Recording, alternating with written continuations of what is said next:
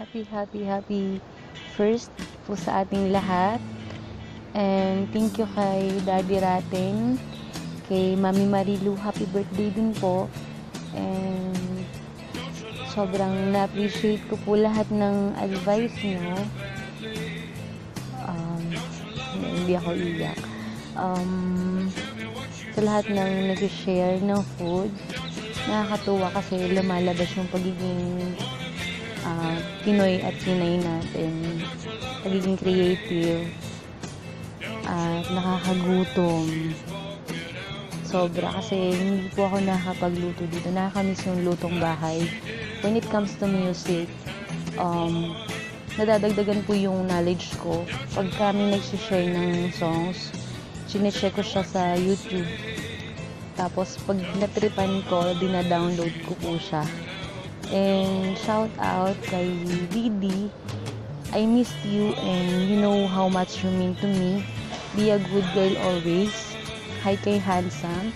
Shout out kay bandmate Richard, pagaling ka ng husto para sa pagbakasyon ko, magawa na natin yung no-bake cheesecake and makasama ka na sa gig. Happy first sa ating lahat po, sa admins. Thank you kay Tito Andoy. See you soon, guys. Tapos sa lahat po ng bandida na magaganda, sexy, ang pumalag nako. Nilalaki ng muscle. Ang pumalag nako. And pasensya na po, medyo haggard. Galing pa ng work, walang tulog, and medyo nakainom.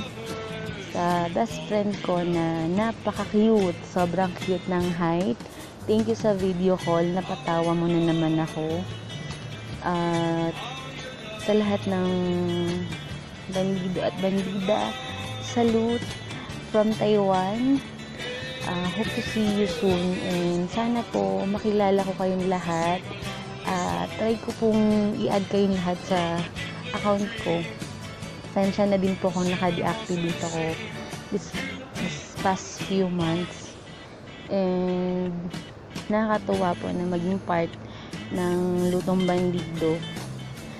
Marami po kasi akong natutunan, nakikilala, at saka po sobrang nakataba ng puso na hinahanap nyo ako nung naka-deactivate ako. And maraming salamat po ulit. And happy first